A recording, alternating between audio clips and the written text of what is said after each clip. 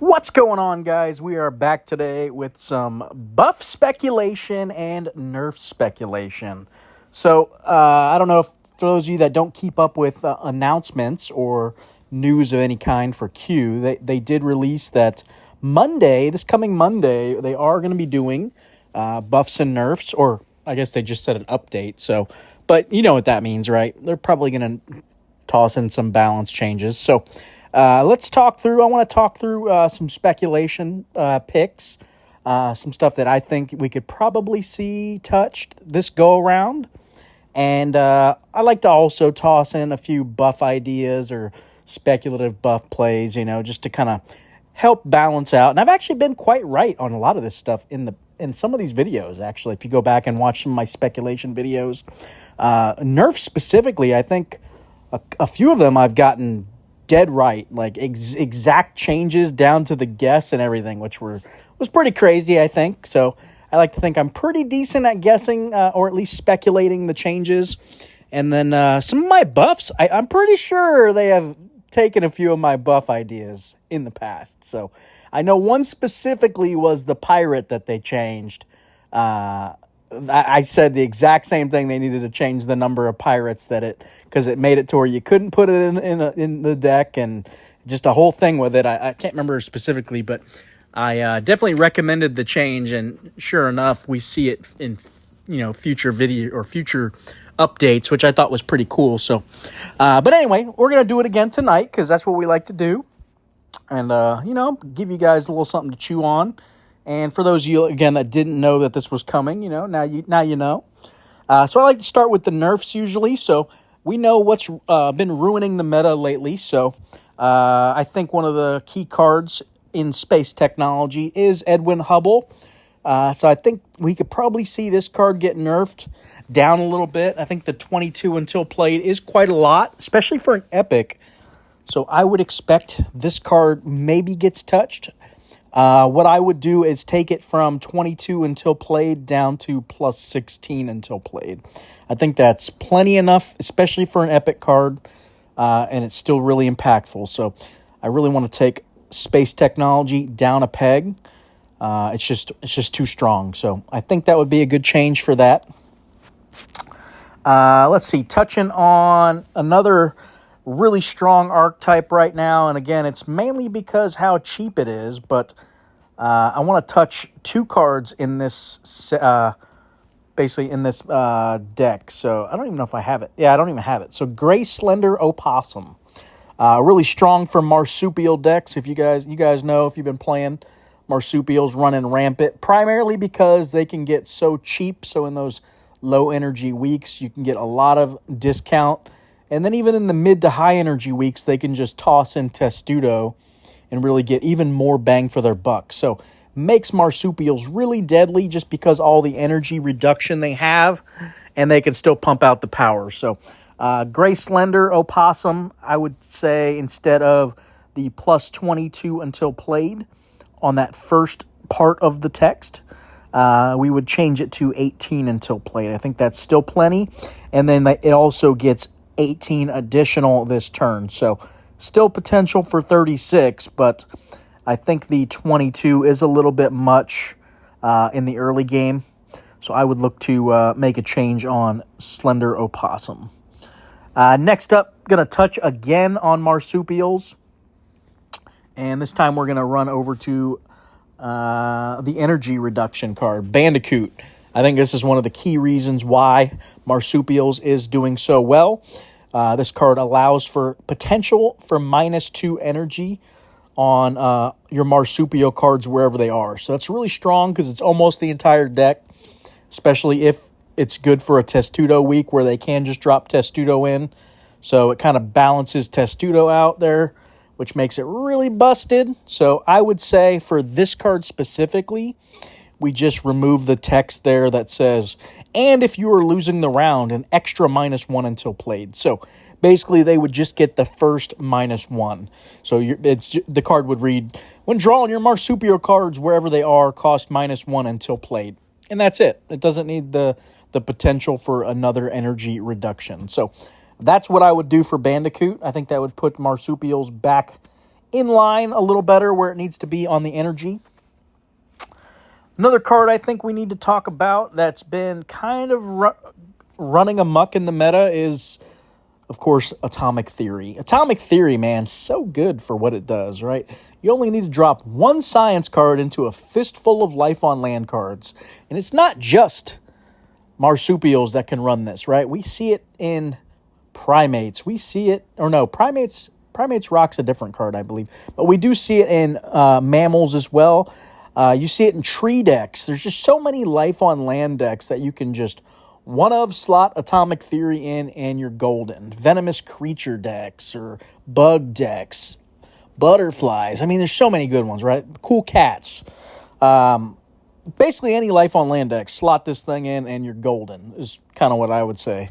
But yes, so what I would do is a slight nerf. I wouldn't go crazy with this one just because 20 isn't that crazy already, but I would drop it down to plus 18 instead of plus 20. Slight nerf, feel it out, see where the meta shakes out. If it needs further reduction, you can always come back to it and drop it down even further, maybe plus 16 or something like that. But I would start small with this one, plus 18 myself, and see how it goes. My last card, I've talked about this one before. I actually have already mentioned it in this video. I think it is time we see this card nerfed. It's been far too long, and in high energy weeks, it's just an auto include, it feels like, in every single deck. And I'm sick of it, honestly. I just don't like to play against it. It's whatever round you get this card, you're going to win that round feel. And it just makes it not fun, you know. I don't like cards that everybody's going to have to throw in the deck or your deck is not competing. So high energy weeks, you basically have to run Testudo or you have to run, specific, like Nustra if you're going for even higher energy. If you're not running those types of cards that are really buffing crazy and pushing the limits on your energy, you're just not competing. So I think this card is needing to be touched. Now, I'm saying we're not doing super craziness with it. We're going to go from plus 48 to plus 40, and I'd like to see what that does. I think the card would still be plenty playable, maybe just not to the extreme that it is. So that's my recommendation. We need to do something about Testudo. It's been far too long, this card running amok. So that's my 5 picks for nerfs. Let's run into buffs. I know these buffs are usually a little tougher to nail down. It's not as obvious on buffs. But I want to touch right away on the new card that just dropped. Dark Photon. Yes, this card. It feels a little underwhelming. There's not a lot of 3 or less energy cards running around that are great for space, so it makes it really tough. I've tried numerous decks with this card, trying to make it work, and it's just been very, very tough. So I would suggest that they add a secret ability to it, is my recommendation, something that really solidifies it into a specific archetype. I don't have any great ideas on what that would be specifically. Maybe they could do something kind of like, if your deck contains all space cards, you get, kind of like Chaos does, X number of cards get buffed X until played or something. I don't know. Or maybe solidify it into a tiny type deck. But yeah, I think it needs like a secret ability to really make this kind of like the Chaos got. Like, we knew it wasn't good enough, so they went ahead and tossed a secret ability onto it that really made it shine. So I think this could probably use that as well. And secret ability could work for my suggestion for alternate win conditions. Yeah, you guys like that. Drop in X number of secret ability triggers and automatically win the game. Yes, yes. I'm gonna keep asking for it. All right, next up we are gonna talk about Oceans and Seas. I think Oceans and Seas is a little lackluster, and I'd like to make it better. I think this card wants to do it, right? It wants to be good. You read it, it sounds good, but for some reason it just doesn't play good enough, and it disappoints me every time. But man, I want this card so badly to be good. So what I would think the easiest way to make this card better is in the playability, I know they want the rain thing going because it kind of, it's cool with he's the rain god and everything. Let's see, Aztec god of rain and lightning. So I get it. They want it to be on theme, but we could keep the draw ability on there. So rain is still relevant. But what I want to do is in the playability, let's take out the stipulation of your deck needing to have rain in it. So you can opt in basically in a meta deck that you don't want to have to just slot in rain into your deck. You can opt to just ignore the draw ability completely, and it would just say, when played, your Oceans and Seas cards, wherever they are, gain 12 permanently. So I'm going to give it a little buff from 8 to 12. I think that would make this card a lot more playable, not having to have rain in your deck, number one, and a even stronger permanent buff to Oceans and Seas from 8 to 12. I think that would make this card 10 times better, honestly. I think I would definitely look to run it in most Oceans and Seas decks. Moving on. My third buff idea is going to be a beetle. Where is he? Golden Tortoise Beetle. Now, I like this card already. It does two things in two different decks, though. That's what's kind of weird about it. It's making bugs cheaper, so you kind of want it in a bug deck, and then it's buffing hidden gems, but you don't really want to mix bugs and hidden gems. It's kind of weird, right? So it's kind of doing two things, and that's what's weird about it. But yet you want it in both decks. That's what's even weirder. I think we push it more into the hidden gems, personally. I do think hidden gems is pretty close. What is this, 12 until played right now? Hidden gems, let's go check out hidden gems real quick. Now, I chose this because I feel like this deck is pretty close to where it needs to... Oh, dang it. I feel like this deck's not far off from being, relevant. So that's why I chose it to go this direction. We do have quite a few good hidden gems, and I believe we just recently got this card as well. If played between two hidden gems, they get 22 until played. So you got a 22 buff there that we got. You got a couple cards here, 3 random, 13 until played. We also have Rhodonite, given 18 until played. Rose Quartz, 18 on the round. So you have a lot of relevant buffs in this deck. And then, like I said, the Beetle's giving 12. So I think we push the Beetle up even higher. I'd like it to go from 12 to 16. I think that makes this quite a bit better and potentially even more playable. So that's what I'm thinking. I think it's close now, but definitely one or two more cards can really make that deck shine, I think. Pun intended. A little shine there. All right, my next one I want to talk about, it's kind of a combo, and it's just because it doesn't really make sense. And it's in the Hoaxes and Cons meta. So let's go check out Hoaxes and Cons. I'm going to point out these two cards that I'm talking about. And if you guys have tried it, you probably know what I'm talking about. It is the new card Helen Duncan that says, when played, if you've played Ectoplasma this game, your Hoaxes and Con cards, wherever they are, gain 24 until played. Okay, that's great. That buff is fantastic, right? But all I need to do is go play Ectoplasma. So let's go check out Ectoplasma. Ectoplasma. If your deck has exactly 3 Hoaxes and Cons, your occult cards, wherever they are, gain 17 until played. Well, that's weird. So you're saying if I play this card and I want to trigger its ability, I can only have 3 Hoaxes and Cons. But then my Hoaxes and Cons are only getting 24 until played on 3 cards. So Helen feels kind of bad then if I do it like that, right? So the combo is kind of a non-bo. Like it just doesn't work to me. So what I would say is we change Ectoplasma. And instead of saying exactly 3, we say 3 or more. So if your deck has 3 or more Hoaxes and Con cards, your occult cards, wherever they are, gain 17 until played. So now I can rock a 9/9 Science Arts and Culture split and maybe toss in 6 or 7, maybe even 8 Hoaxes and Con cards, right? And then toss in Goatman. So now we have another buff from Goatman. We can do occult cards split, and we can even toss in, what's that card? That's a history card and a fusion. I always forget the name of this thing, but it kind of goes with the 9/9 split as well. You guys know which card I'm talking about. This card. So right there, 8 arts, 8 history, and you get 18 for 3 turns. That would be a perfect inclusion as well in a deck built around that, right? So, and we'd get a lot better use out of Helen, and that's kind of was the idea. Ectoplasma would be buffing all your occult cards, and then the Helen buffing all your blanking hoaxes and concards. So yeah, I think that needs to change from exactly 3 to 3 or more, and that would open that up completely.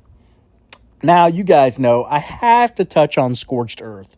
It is my one archetype that I want so badly to make work, right? We just got a new card, but I don't think it's good enough. I've tried it in basically in the deck, and it just doesn't feel like it's enough. Mainly because it's just not doing enough, right? We got this new card here. This isn't the card I want to change, but I'm just showing off the new Ultra Fusion they dropped. Kind of it feels like it was meant for Scorched Earth, but it's not good enough.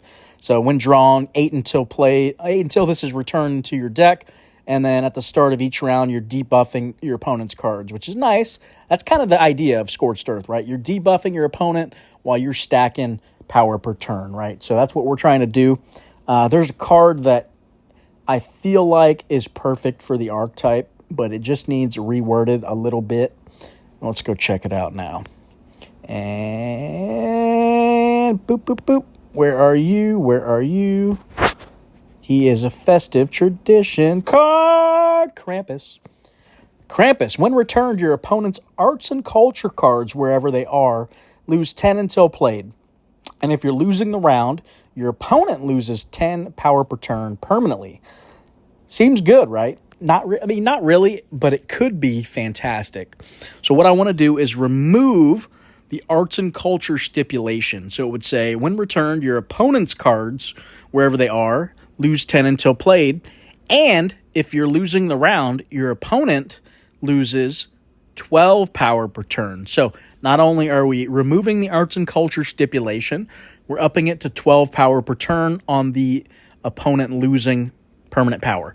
Now, I say this because we have Roanoke Colony that already does minus 10 until played on your opponent's entire deck, and it's an epic card. This is a legendary card. In my mind, it should be a little bit better, not worse. So, we need to fix this card, kill arts and culture. Now, I'm okay with upping the energy cost to do so. 4 is quite a little bit too little bit for that strong of ability. So we could take it up to 5, even 6 energy cost to make this happen. I think that would make it good because not only are you getting the permanent debuff, you're also getting the 10 until played on your opponent's entire deck. Same as Roanoke Colony. So again, let's go look at Roanoke Colony. You can see what I'm talking about. Another card that's really, really strong.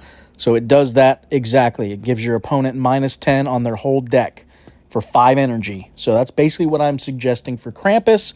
But we have the added power per turn effect, which plays into Scorched Earth perfectly. So I would love to see that change. I think Krampus is in dire need of being touched. It feels like one of them cards that was geared more for casual play back when casual was in existence. Now that it's not really a thing anymore, it feels like there's a lot of cards in the meta that need to go back and be re-looked at because casual play is pretty much dead. The 7 energy casual that we had in the past felt like a lot of cards were really built specifically for that. But since it's not really a thing, I think we need to start looking at fixing those cards and bringing them into league play since that's important. But yeah, that's all I got for today's video. Let me know in the comments what you thought. If you would change other things, what did I miss? Is there something you guys would like to see different? Or did you like my changes, my speculations? Did you like my buffs? Was there things that I missed there that you would like to see buffed? Leave comments, guys. I'd love to hear them. I can always bring them up in future videos if I like your ideas. I do that sometimes, so definitely leave some comments. And as always, please hit that like button and that subscribe button. But all right, guys, have a good night.